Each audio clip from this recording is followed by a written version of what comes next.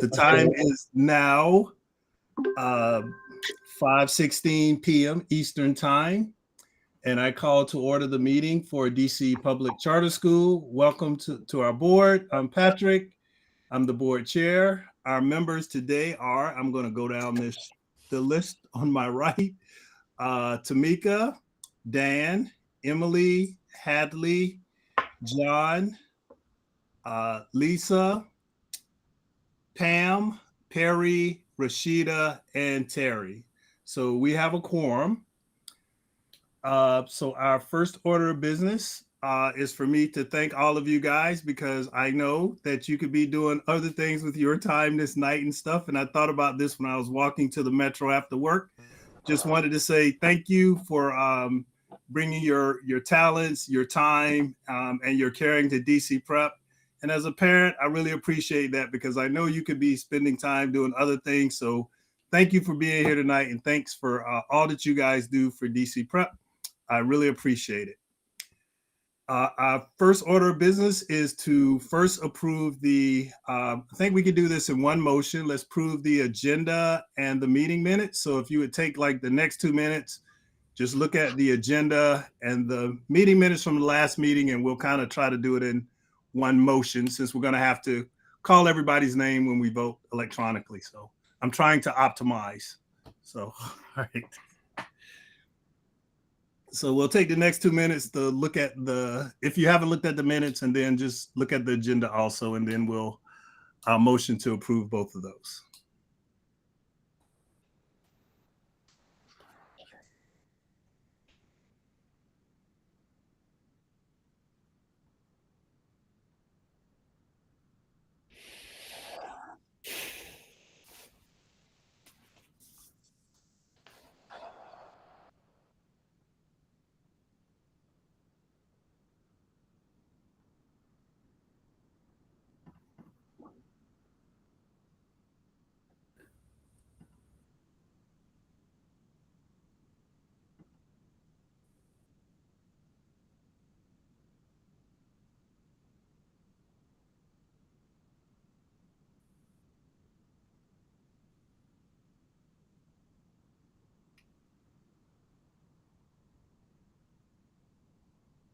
Does anyone need any more time?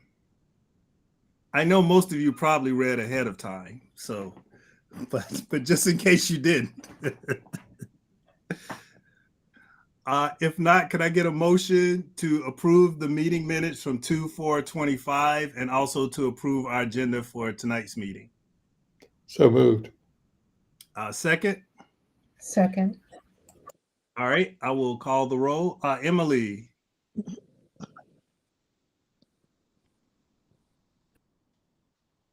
Emily? We'll come back. Tamika? Aye. All right. Dan? Yes. Hadley? Yes. John? Yes. Lisa? Yes. Pam? Yes. Perry? Yes. Yes. Rashida? Yes. And Terry? Yes, again. And Patrick said yes, and it looks like Emily said she had to drop off and call, but we'll just say that the ayes carry, the motion is carried. So the meeting minutes are approved and our agenda is approved. So I will hand it over to you, Laura. Thanks. Good evening, everyone. I'm going to turn it over to Dan to talk about our budget. Hi, everybody. Good to see you all. We're going to spend about 20 minutes of our agenda to talk about our budget for next year. We're going to do 4 things. First, I'm going to go through some of the key investments that we're proposing in the FY26 budget. Second, I'll provide some statistics about the budget. Third, I'll leave some space for questions. And finally, we'll ask for a vote on approval of the budget. The Finance and Real Estate Committee has already approved and recommended that the board approve. And I hope by the time we get there, the board will feel good about approving.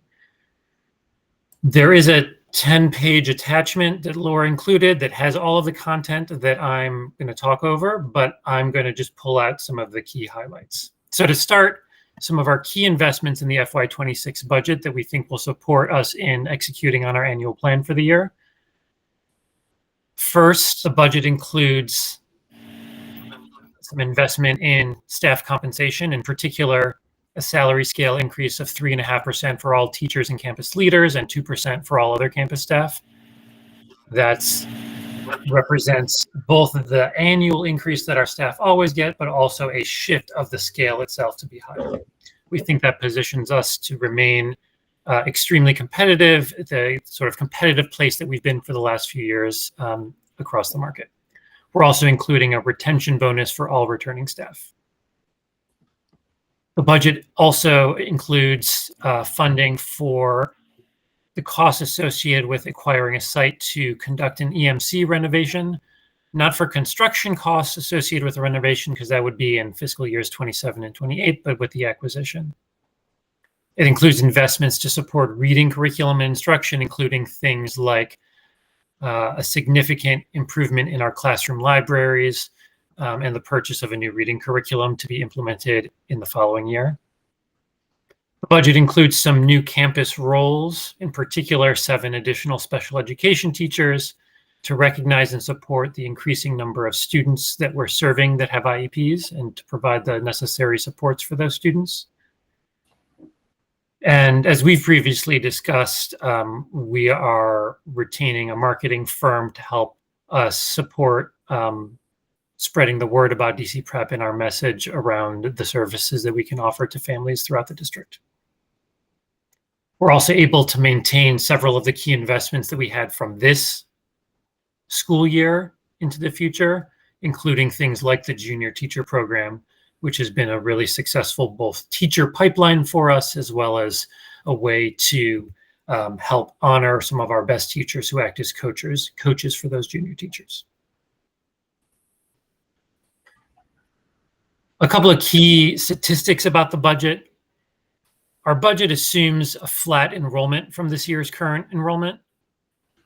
That's an increase from last year's budgeted enrollment because we exceeded our budgeted enrollment this year, but flat from to our current enrollment. So about 2,180 students is what we're budgeting for next school year. The budget has 420 staff members, which is a slight increase from the current year, primarily those special education roles that I just mentioned. Our budget assumes that the DC Council will adopt all of the mayor's funding proposals that she's proposed in her budget, which includes a 2.74 increase in the per pupil funding baseline, as well as additional workforce funding to fund teacher compensation, which for DC Prep would amount to about $1.4 million in teacher compensation payments. Our budget does assume a decrease in federal funding. That's primarily due to the end of pandemic era relief funds for schools like ESSER. Our budget holds a similar amount of private fundraising as we budgeted the prior year, $1.7 million of private fundraising. And it has about $1 million of capital expenditures, primarily replacing the HVAC system at Edgewood Elementary and a playground upgrade at Benning. Overall, the proposed budget has a operating cash flow of about -$1 million, a net cash flow of about -$7 million, driven by the acquisition costs for a site for Edgewood Middle. Net operating income of +$3.7 million. Net income of -$3.5 million. And that would leave us with end of year cash at the end of next year of approximately $35.5 million.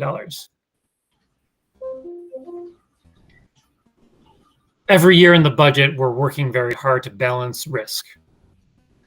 If we're too conservative in the budget, we end up not spending the resources we could to better our students and our families. We don't achieve our mission. On the other hand, if we're not conservative enough, we put our long-term stability at risk. on page 9 of the attachment, you can see that we've evaluated several of the risks that we see, primarily risks to local funding, risks to our enrollment. In all of those cases, we've tried to find the right balance so that we're not leaving resources on the table that we could use to support students and staff, but not taking outsized risks with DC Prep's future. The Finance and Real Estate Committee has reviewed this budget and, as I said, recommended that the board approve it. Before I open to questions, any members of the Finance and Real Estate Committee, if there's anything you'd like to add, I'll just make a little space for that. No, looks good, Dan. Thank you. Okay, well then I would love to open for any questions about DC Prep's proposed budget for school year 25-26 before we present it for a vote for approval.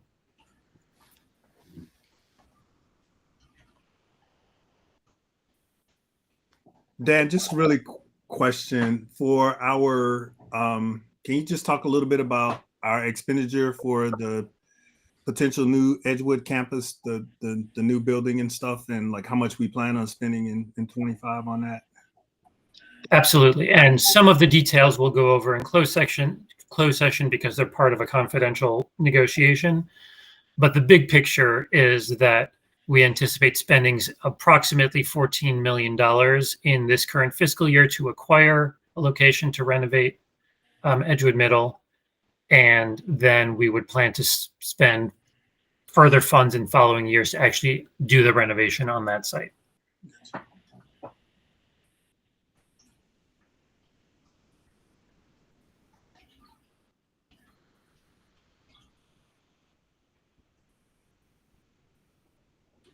This seemed like the most complicated DC Prep budget that I've ever seen.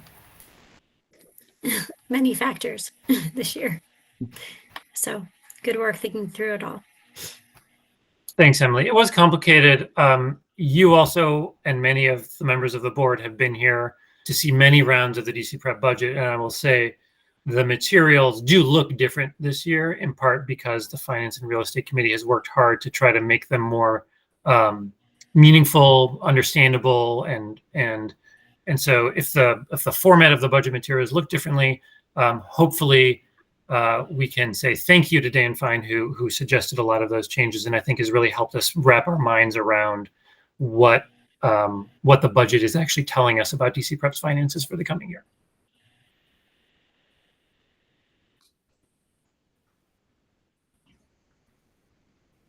Okay. If there are no questions, I will turn it back to, I guess, Patrick, if you're comfortable, Patrick, for seeing if the board is willing to vote to approve this budget. Yeah, could I get a motion to approve the school year 25-26 budget as presented by Dan and as we have reviewed in the attachment that Laura sent? So moved. The second? Second.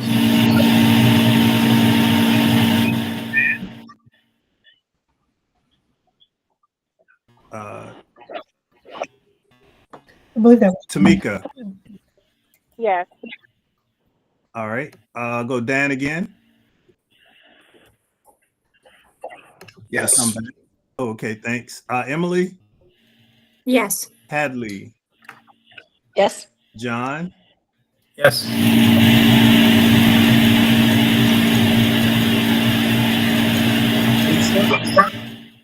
John, thank you. I'll come back to her. Pam, Did you? Yes. Oh, did you say Lisa? I'm so sorry. I did. Thanks. I got you. Yes, thanks. Pam, Yes. Perry, Yes. Rashida, Yes. Terry, Yes. and Patrick's a yes also. The motion carries. So the budget has been approved. Great job. Over to you, Laura. Thank you. And thank you all for the vote. I am going to talk with you about attendance. Let me give 1 second.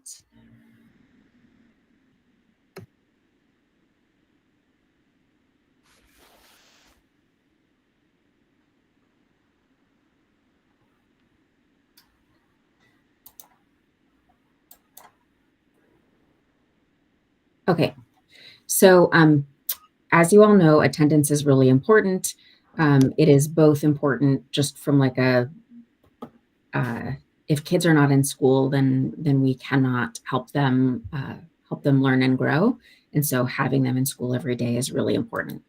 The importance is reflected in the accountability tools that we are responsible for, both with OSSE and with PCSB.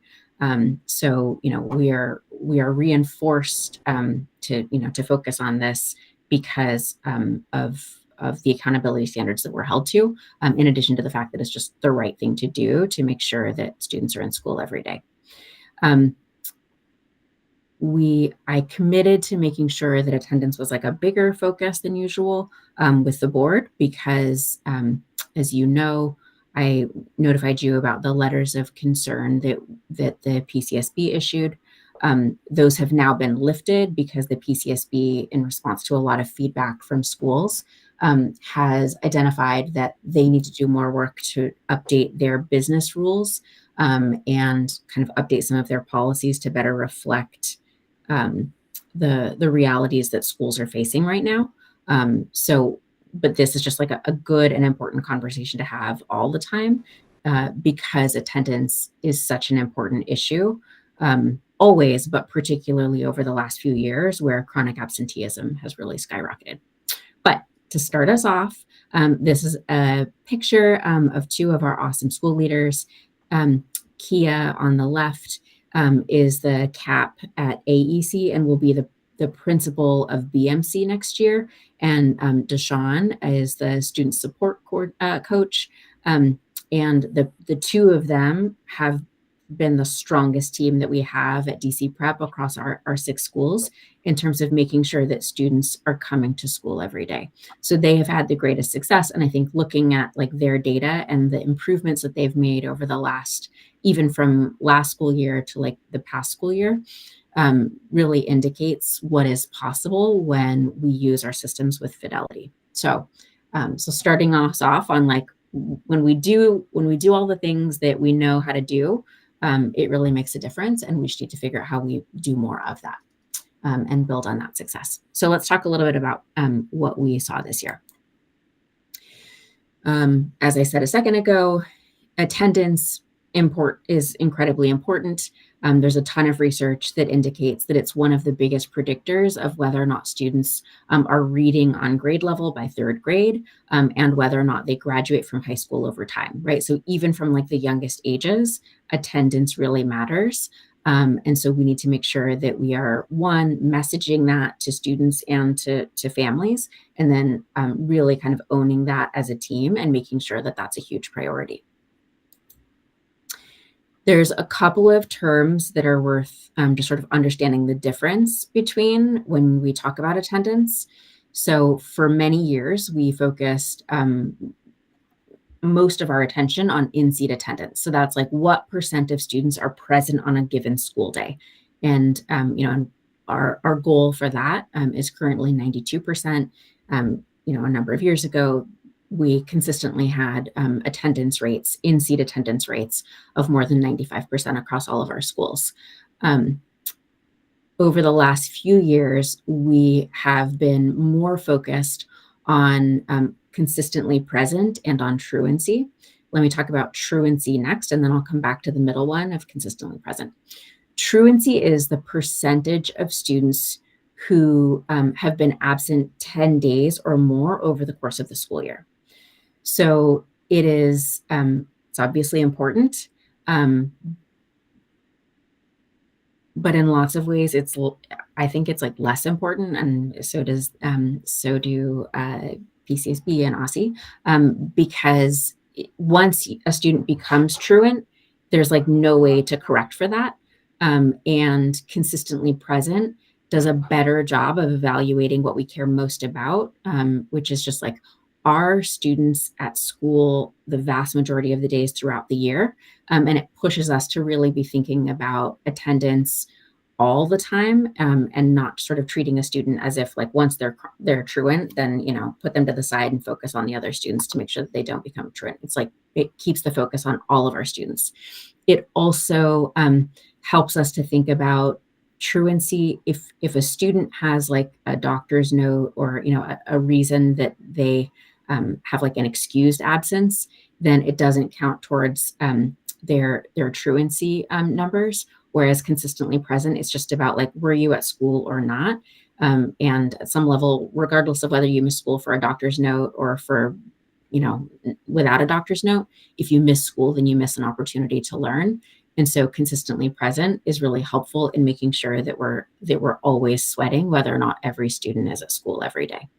So our goal is to make sure that at least 70% of our students are in school 90% of the days or more.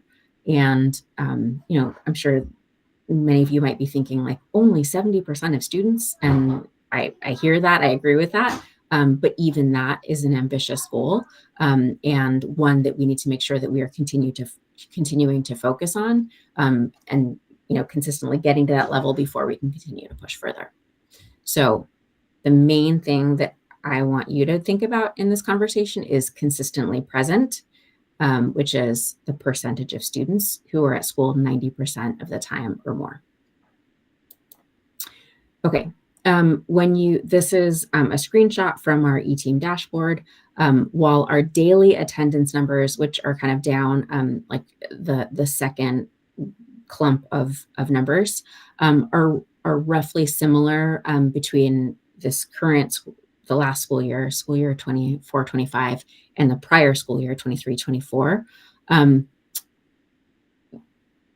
Our consistent attendance was lower at some of our campuses, and across the board, it just needs to be higher.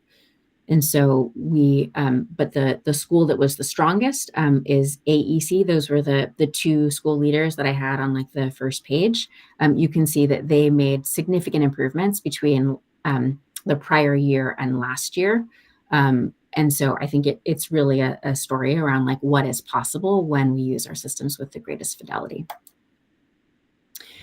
There are many reasons why students do not come to school every day. These are some of the reasons. It could be, you know, access to transportation, you know, the weather, particularly if you're using public transit, housing instability, whether or not they feel like safe and welcome at school, whether or not they're struggling academically, and maybe then they feel reluctant to come to school because, you know, if you don't feel successful, then like you may not want to come. So there's many different factors that we need to pay attention to.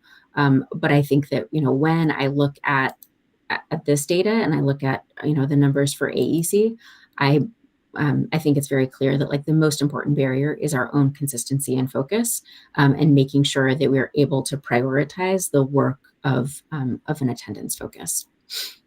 So when we've thought about like big ideas for improvement, they fall into 3 different buckets: improve our consistent use of data to be able to monitor attendance, utilize a tiered approach based on student-specific severity of attendance concerns, and then address operational and systems level improvements in order to make sure that we're supporting our team to do the best work on attendance. So let me talk a little bit more about what those look like. One of the things that we are doing is we're setting attendance thresholds so that way we can be more clear about like, okay, at this point in time, this is how we need to like ratchet up our focus on a particular student based on what we see about the thresholds that they're reaching around their attendance. And we're creating a new attendance dashboard to better pull out the data in a way that will make it easier for our culture leaders to be problem solving. Who are the students that we need to be spending the most time with, and what should we be doing with them? We're also going to be implementing more of a tiered approach to our students. We've always had a tiered approach, but we're trying to think about how we further strengthen it. So tier 1 is the work that we need to do across all of our students to make sure that we are building mindsets for attendance habits among students, staff, and families. We're really investing in having strong relationships with our families so that they understand, you know, that we can be a partner to them if they are facing challenges, that we are making sure that all of our students feel a sense of like belonging in their classrooms, and that we consistently utilize systems around communications after each absence to make sure that we're communicating with families about attendance concerns. We recognize that we need to do more with some of our students to make sure that we're setting them up for success. So one of the things that we saw this year when we analyzed our data is that we have stronger attendance with students who've been at DC Prep, who weren't new this year. For students who were new this school year, we saw that we had lower attendance. And so they may just not have built some of the same routines and systems around coming to school. And so there's an opportunity for us to think about how are we better reaching out to and supporting new families to get off to a strong start in terms of attendance. And then we know that we need to pay attention to attendance very early in the school year, because if students are missing school in September, it snowballs. And so we need to make sure that we're leaning in even faster. And so that's one of the things that we're thinking about how we can do an even better job with. And then we know that there are a smaller group of students still who are going to need a lot more intensive support. And these are the students where we're going to want to spend a lot of time problem solving. What are the strategies that we need to use to support them? We have a partner with Everyday Labs. They help with communications and outreach to families about the importance of attendance. And we're trying to think about how we can better partner with CFSA to make sure that we're engaging them to support some of our most struggling students from an attendance standpoint, because there's often other barriers that those students may face in terms of coming to school every day. Finally, we believe that there are ways that we could better support from a systems level to make sure that, in particular, our student support coaches, they're often called in to support with students who may have behavioral challenges or may be experiencing grief and loss. There's a range of situations in which our student support coaches are pulled in. But unless we are really good about creating dedicated time for them to just focus on the attendance work, it can kind of get pushed to the side because it's important, but it's not the burning issue in that moment. And so we recognize the importance of making sure that we have dedicated time for them to focus on that work. And so that's one of the things that we're thinking about for the coming year. We also recognize that we need to make more space in some of our coordination meetings to create opportunities for people in role-alike positions. So our community APs and our SSCs to talk about their data to problem solve together on how are you solving this, this challenging situation? Oh, I experienced that too. This is what we did, and this is how it worked. And then finally, really thinking about how we can ramp up some of our parent communication to make sure that we're communicating the way that attendance impacts students, and then also just better understanding the rationale for absences and how we can support. So those are some of the big things that we're thinking about. That is everything in a nutshell. I'm happy to take questions. And I'm also happy to have members of the board school committee chime in if there's anything else that you want to share from the conversation that we had at our last committee meeting.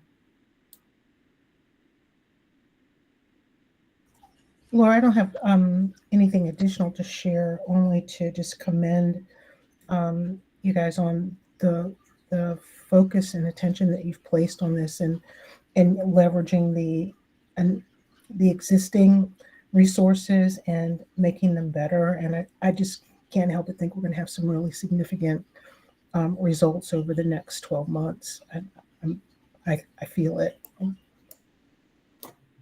I do too. I'm very optimistic. It's not fun to see gaps in our data, right? And I see the gaps in our data.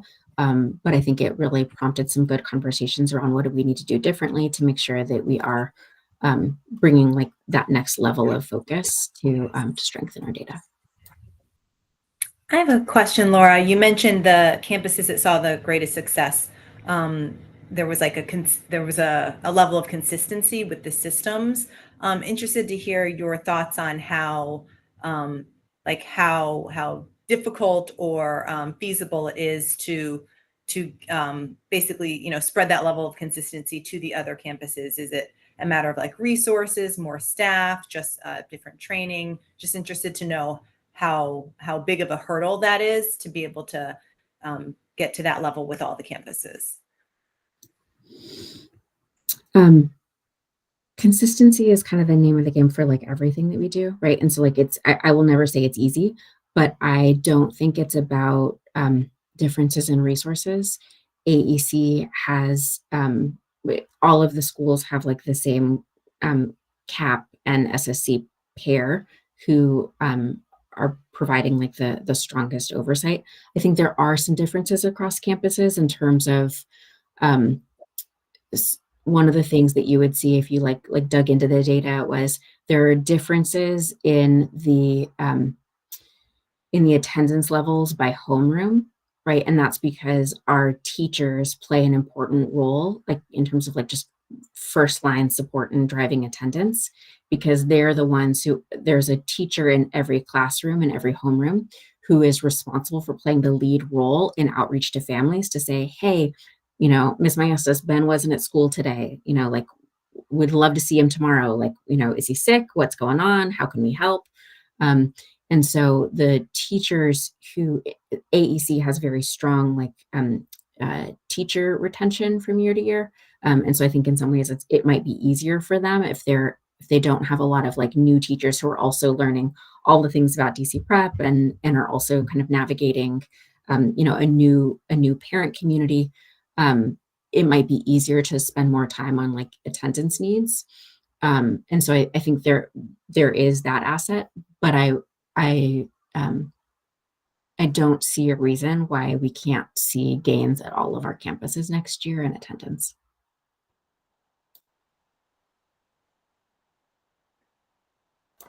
Though I would, of course, Maura should chime in if you would add anything.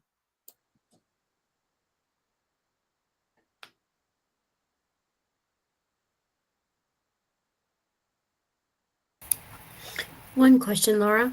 You talked about the change since COVID.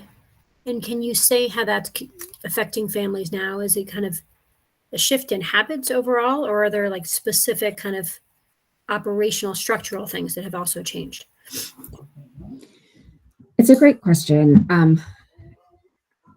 I've been doing a lot of reading about like different people's theories because everyone says like something changed during COVID, right? And it's like it's a national issue. It's not unique to Washington, DC. It's not unique to DC Prep.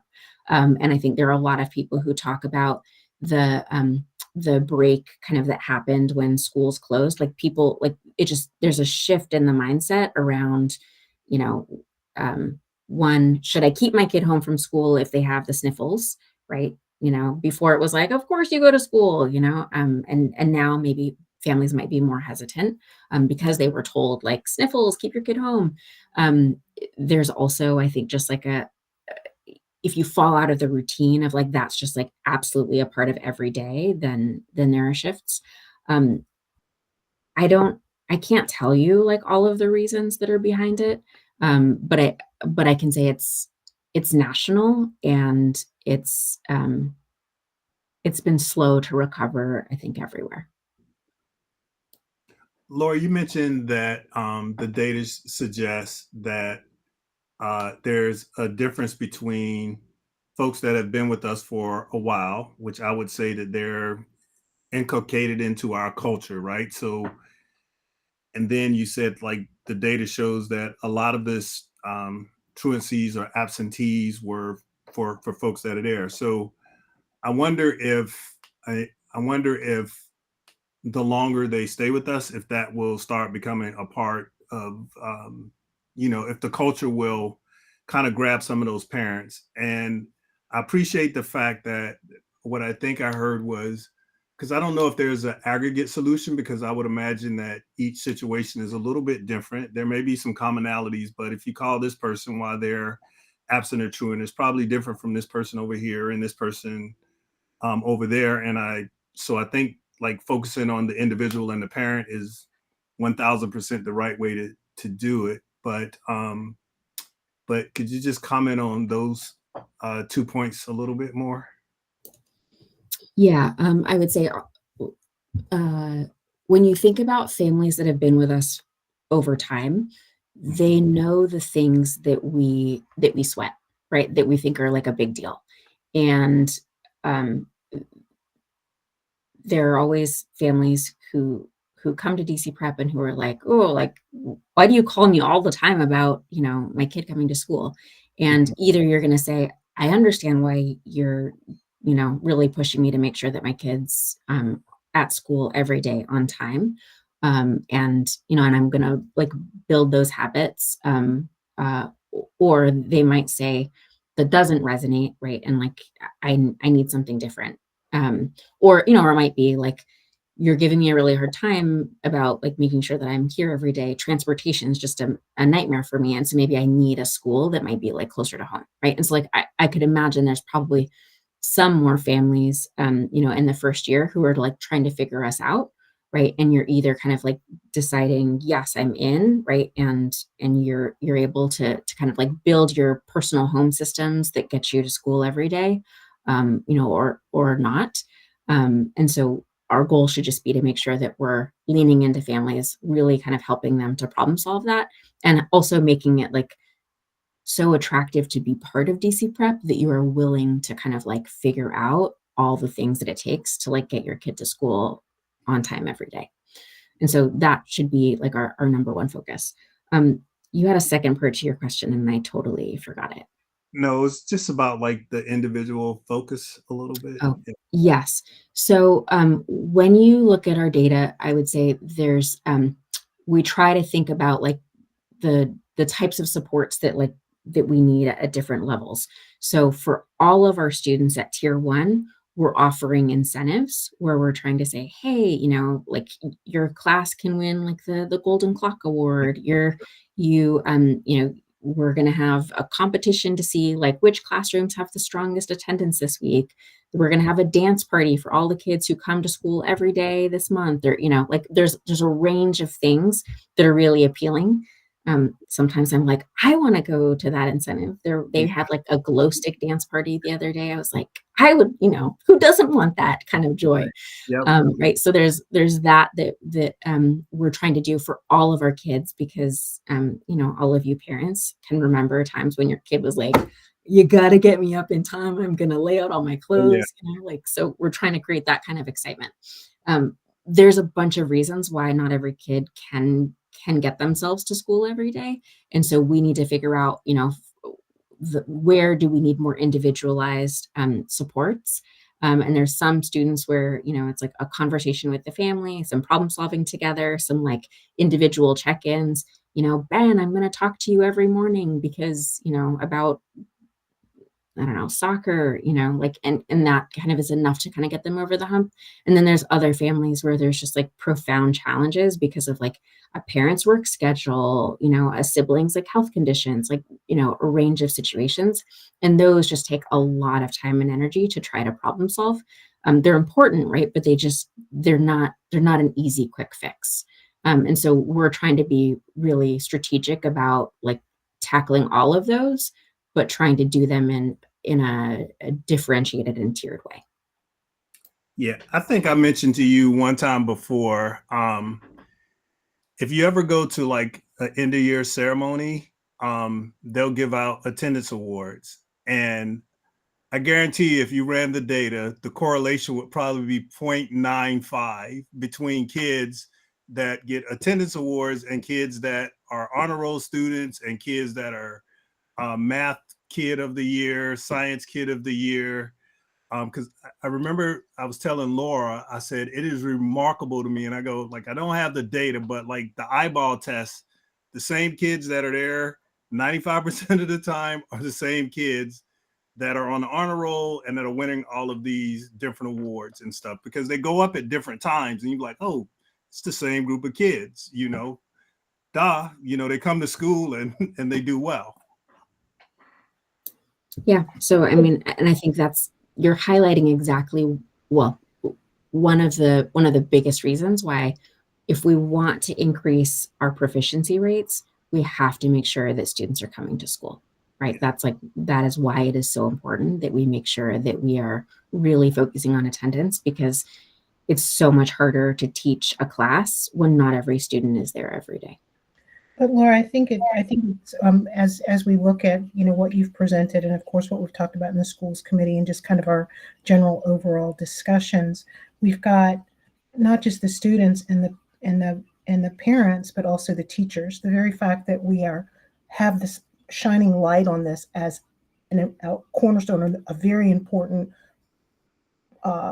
goal for the system overall. And the fact that we have identified these exemplary folks at the various campuses who are doing an excellent job. They've cracked the code.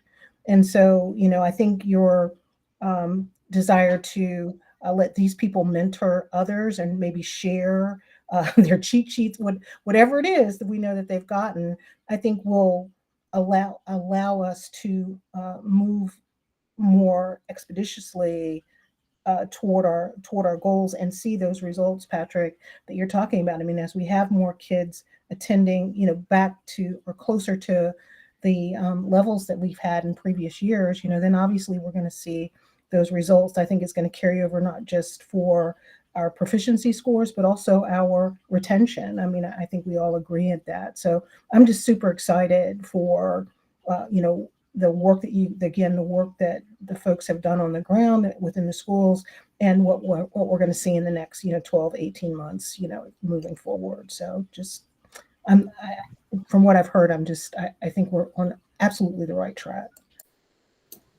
I do too. I'm glad you feel that way, and I do too. And I was just, Maura can attest that I sent her a very long email, but she's been doing a lot of work to prepare for our July leader retreat, which, we go from one school year to the next very quickly. So we will start back with school year 25-26 on July 7th.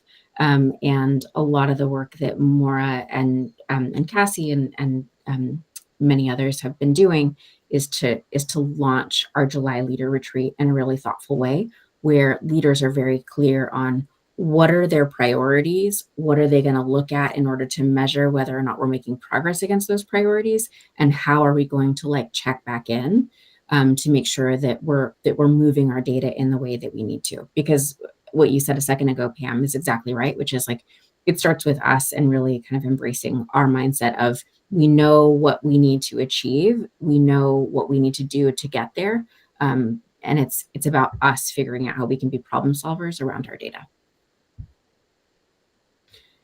Okay, other questions? No? Then I will make sure that we will report back so that you all can hear about the what's going well, where we're continuing to work. But I hope to be able to report out stronger attendance next fall. So I'm going to now turn it over to Vanessa. All right. Hi, everyone. Can you hear me? Hey, Vanessa. Yes, loud and clear. All right. So this is going to be brief. In the email that Laura sent this afternoon, she attached a new document that's titled Charter School Messaging, Friends, and Allies. And so what I wanted to take a few minutes to do now is to just introduce it and provide some context for how we hope that document can be a resource for you all. So this document is a one-pager with key messaging about DC Prep and charter schools in general. And we created it in partnership with Jamie Rhodes, who is one of our Holiday Elves and donors. She is a political communication strategist and has done some work with charter schools in the past. And the reason why we went to her was because earlier this spring, one of our development committee members told us about a conversation she had with a friend she'd invited to a DC Prep event. And she was telling us how this friend had asked some questions, making reference to some common misconceptions about charter schools. And so it was a good reminder to us in that moment about how we can help our ambassadors be better prepared to engage with others who are less familiar with the sector. And so In sharing this, what we're thinking is that we imagine you're often in different kinds of interactions with people who could be potential supporters of DC Prep. It could be you're inviting neighbors to a DC Prep event, or maybe you're attending a non-DC Prep event and there are some local elected officials there, and you can, use that opportunity to talk about DC Prep. And so we wanted to help you be prepared to speak to not just who DC Prep is, but also what charter schools are, and why quality charter schools like DC Prep are so impactful for students. So that's the context for the why. In terms of what's in the document, if you open it up, you'll see 3 sections. The first is talking points about DC Prep. The second is talking points about charter schools. And the last one is answers to questions that you may get based on some of those common misconceptions. And it's intentionally very brief. It is limited to just 1 page because we wanted it just to be like simple and sticky talking points that you can use. And so we hope this helps you always to be prepared to speak to others as ambassadors of DC Prep. And I will also say that, if you know ahead of time that you're engaging with someone who might be interested in DC Prep's work and or who has political power in DC, and you'd like, an opportunity to practice, or you need even more detailed talking points, we're always happy to help. So just let us know if that's the case. Anything else you want to add, Laura? No, just want to say thank you, Vanessa. And then if you look at this and you think, I've also gotten some other question, or, I had a wondering, send those our way, because we'd be more than happy to share, to expand this this resource over time to include like answers to other questions if you've been asked other questions by friends.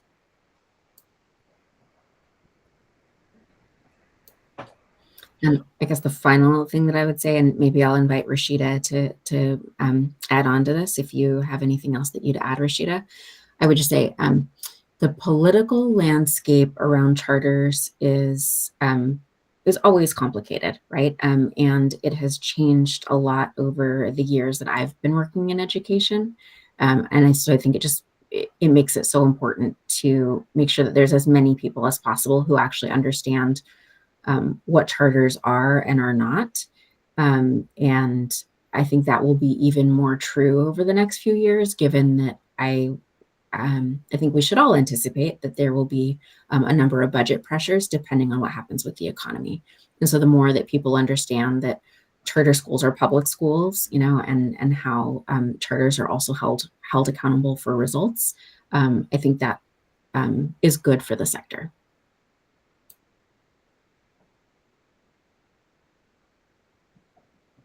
Thanks, Vanessa. I feel like I've got my talking points.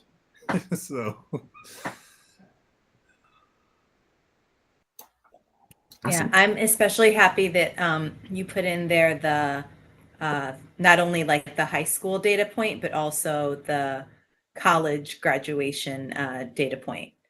I feel like even when talking to elementary families, that's something that is unique that sets the school out from other schools. So I appreciate that being included. I had a conversation with someone the other night, and they were very, why charters? This is hurting our public schools. Do we have any, because my argument was competition is the spice of life. It's what rises all boats. But do we have any info on how the public schools have fared since the charters took over 50% of the sector?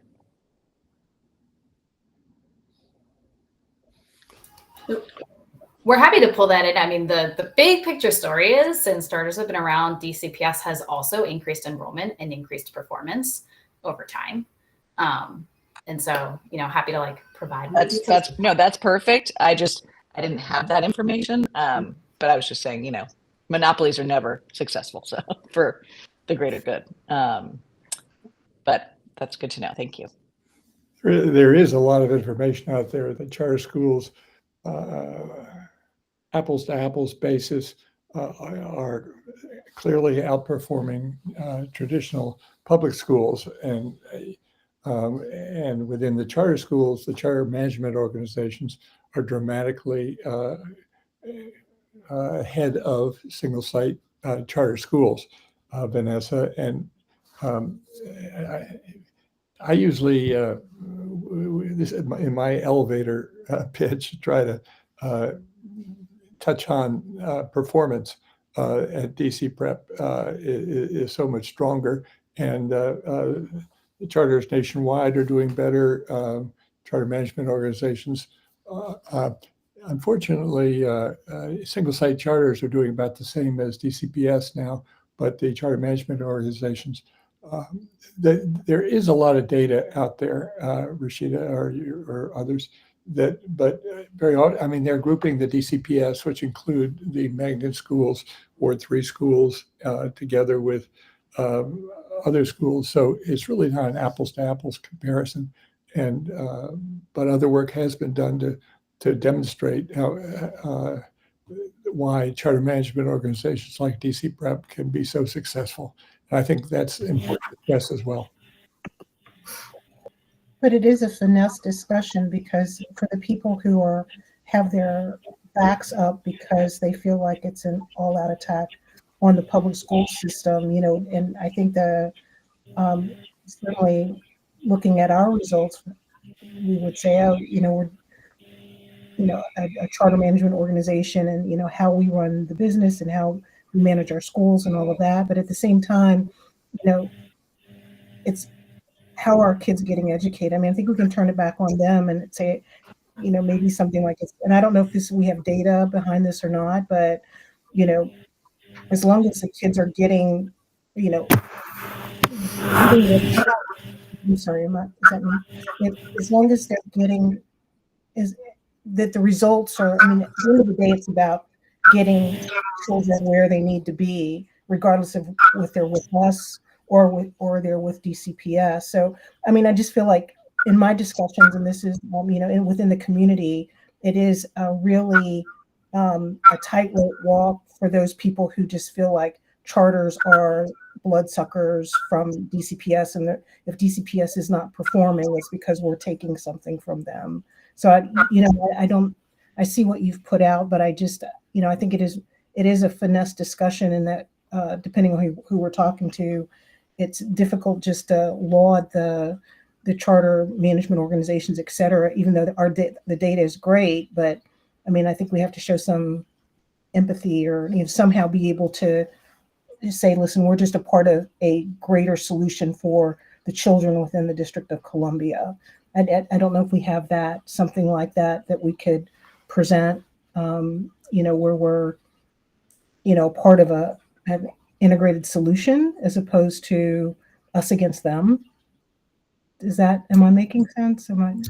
It makes total sense. And I think it's helpful to hear some of the questions and discussions that you all have been in, because it'll give us some helpful things to take away and come back with. I have thoughts on like what you're describing, Pam. I wonder whether maybe the next step should be for us, Vanessa, to like take to think about like whether there's like a few additional, there's a little bit more that we could like expand on this, to come back and share with the board again in the fall, because I think there is more that we would be able to say around results and impact to the point that Terry was making. And I think there is more that we'd be able to say to really respond to the concern that some people name around like, what are you taking away and from public schools? And I'm always like, oh, we're in public schools, but that's a different point. But I think we could definitely come back with that. Is there anything else that you all would want us to like build into a next iteration of this document to be the most helpful to all of you? I think it would be interesting to hear from one of those people who makes the bloodsucker argument, what their actual argument is, because I'm new to it. It's my first board meeting. I've been on the finance committee for 2 years, but prior to that, 2.5 years ago, I was in Arizona and worked with both public school districts and with charter schools. And in Arizona, the argument is that the charters cream the crop. So that means two big things. One, just the best students opt to go to charters. That's not what we're doing. I'm pretty sure that our mission is pretty clearly taking whomever is available, and particularly at-risk students. The second was, and it was just a peculiarity there, is the charters for the most part did not do special ed. And there were some exceptions, but for the most part, if you were a special ed student, you went to a public school. The cost, as you know, to support a special ed student is much higher. That's not true here either, right? Correct. So, I mean, the biggest two arguments I was ever familiar with, I think, are not applicable here. And I know there's always going to be somebody who wants to critique whatever it is that they don't like, but I really have not heard a great argument against charters in DC. And I think in Arizona, the charters have maybe, I'm guessing right now, maybe 15% of the students, probably less than that. The fact that 47% or whatever the number is here have opted for charters pretty much says that charters are absolutely necessary. So I think we've got a really strong argument, but I've not heard the argument of the other side in any kind of cogent way.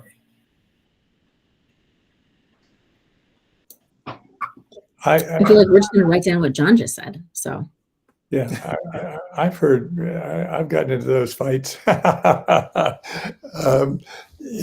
often somebody loves the unions, but for me, it's educating kids, period, the end. And to the extent that we have the facts, Vanessa, that show that we can do a better job than traditional public school. But I always, in the last 2 years, traditional public, DCPS has done great. I mean, they've really upped their game dramatically. And I think in part it was given the kind of competition they've had from high quality charters. But I sort of agree with Laura. I'd love to see a little bit more stress on why DC Prep, at least, and charters have head and shoulders proven to be a better mousetrap. One other thing I think this is great that we have this now, and if you're expanding it a little bit, I think you have, to John's point about how charter school students in DC are kind of representative of the whole. I think that's made in kind of a subtle way right now. It says, 50% of kids go to charters, 75% cross their boundaries. I think in a longer document, there could be like a very direct question, which is, are DC Prep students representative of DC public school students as a whole? And then we don't try to defend it for all charters, but we just say for DC Prep, and then you can compare special ed rates, at-risk rates, whatever, like all those different factors, and kind of give that specific answer, because I think that's a pretty bite-sized way to respond to that criticism, which people love to level at charters. Yeah, and I would even just offer, like, with that level of analysis, like a focus on a specific ward, if we could, not the aggregate across the city, but like if we look at Ward 8, we look at Ward 7, we look at Ward 5, like how do we stack up against our competitors where we are, right? And that's, to me, a great story to tell. That's what I was going to say, Patrick. And I think that there's some really powerful storytelling about the privilege to suggest that a family would travel across the city for this high performing DCPS school versus when we can tell you about where our schools are and down the street, they're 40 points below in performance. I think that like that kind of concrete storytelling, when you think about the choices that families get to make, and especially coming on the heels of our attendance conversation, there's something about neighborhood schools that are accessible to families and are high performing that it feels like it gets lost in the conversation about charters and the district school. It's like, it's about practicality. Like it's about, is the school down the street actually a good school for my kiddo? And like, do I want to send them there? Yep. 100%. Agree. Amen, more. Great. Thanks, everyone. This is really helpful feedback. If you have other thoughts on what would be helpful beyond this call, feel free to send me an email. And as Laura said, we can come back with an updated version at the next meeting. All right, thank you. So I think our next agenda item is to go into closed session. So so let me just read this to make sure we're compliant with everything. So our next agenda item is to go into the executive closed session to discuss personnel matters, including the appointment, employment, assignment, promotion, performance evaluation, compensation, discipline, demotion, removal, or resignation of government employees, officials pursuant to DC Official Code Section 2-57B10, and to consult with an attorney to obtain legal advice and to obtain and to preserve the attorney-client privilege between the attorney and the public body pursuant to DC Official Code Section 2-57B4A. May I have a motion to move into the closed executive session? So moved. Can I have a second? Second. Okay, we'll call the roll. Tamika, Yes. Dan, Yep. Emily, Yes. Hadley, Yes. John, Lisa, Yes. Pam, Yes. Perry, Yes. Rashida, Yes. Terry, Yes. and Patrick said yes. The motion carries. We are clear to go into closed session. So, Laura, I don't know if you do something special, but Yes, I need to pause the recording. Give me 1 second. And then DC prep team, Dan, if Dan will stay, but the rest of the team, you're free to go. Thanks.